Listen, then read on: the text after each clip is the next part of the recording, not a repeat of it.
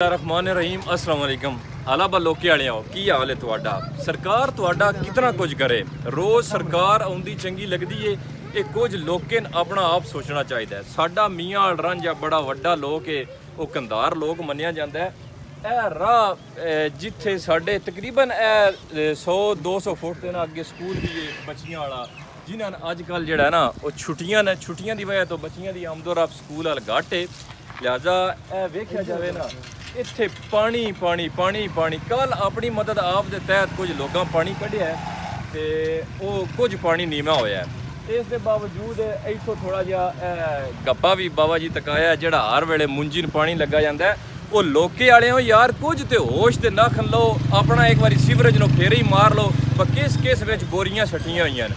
हर जिहड़ा main whole है उत्थे उम्मीद की जाती है कि बोरियां जरूर सट्टी जानियां, क्योंकि अजकल मुंजी का सीजन है तो बोरियां जिहड़ियां ने वो अगे सट के ते अपनियां फसलां नूं पानी लाया जाता है। थोड़े ही हल है जिथे पानी डिगदा है उत्थे भी बोरियां ने, जितों शुरू होंदा है उत्थे भी बोरियां होंदियां। ते हुण गौरमेंट रोज़ ना गड्डी गलदी है और ना जिहड़ियां साडे लोके दियां अपने आप फलाई तनजीमां अपने दिलों बनी गई न, उन्होंने चाहिए कि रुख ते फिर लग ही जाण दे। अल्लाह कर सीधा जेडे अंज दे काम नो ये भी सवाब वाले काम नो, ये गुनाह नहीं होंदा। मैं आखो मैं भी हाजिर हाँ। इस महल्ले के बंदे सारे खलोते जेडे मस्कीन सलवारा टुंग टुंग टुंग के इतों साड़ियाँ मावां भैणां दियां सारियां इतों लगदियां।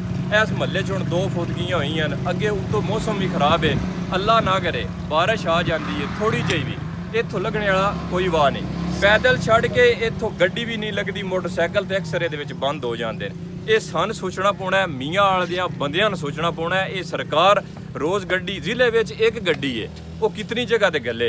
हुण साडी मैडम साहिबा भी आदन मरियम नवाज शरीफ साहिबा मैं हुण निकली हाँ, वेखिए पानी कितने खलोते है। मैडम साहिबा एक बारी जगर उन्हें करना है या लोके साडे करना है तो उन्होंने साडा पानी भी तकाओ चा भाई इत्थे कितना पानी खलोंदा है और कितना महल्ले वाले सारे जितने जेडे ना वो तंग नो। एक दफ़ा वेखो पिछे भी खाई जरा वो तोड़ तक गड्डियां नज़र आ रही होनियां न। महल्ले में 2 फुदगियां होईयां, अगे भी जिक्र किया है। तो आवाम बहुत तंग है।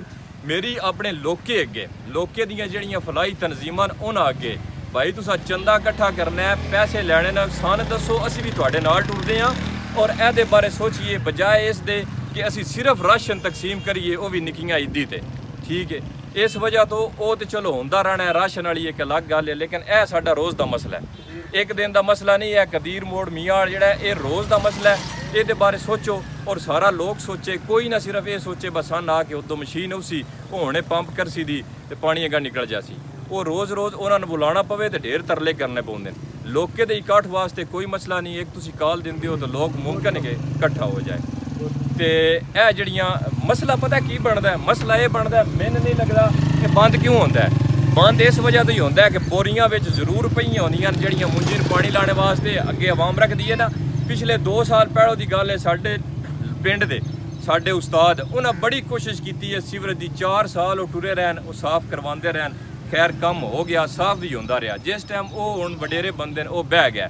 ठीक है, ये बारे कोई सोचता नहीं। अगे एंड तक मैं अगे पहले अल्फाज बोले न कि एंड तक जाओ तो तुहानूं मेन होलों विचों बोरियां मिलन दियां जेड़े कि ये साडे ही जिमीदार भरा अपनी फसल उगाने वास्ते, मुंजी नूं पानी लाने वास्ते, कणकें नूं पानी लाने वास्ते अगे रुकावटां बन जांदे न, बोरियां सट लैंदे न ताकि साडा पानी बजाए 2 लीटर तेल साड़ने ते असीं करोड़ों की स्कीम है वो सिरे चढ़ जाइए। वो भला होवे तुहाडा, ये बारे सोचो। एक तो पूरा लोग ये निकले जिथे जिथे बोरियां किसे दित्तियां वो बोरियां अगों हटवाओ। अल्लाह पाक साहब नूं सलामत रखे, सोने रब दे हवाले।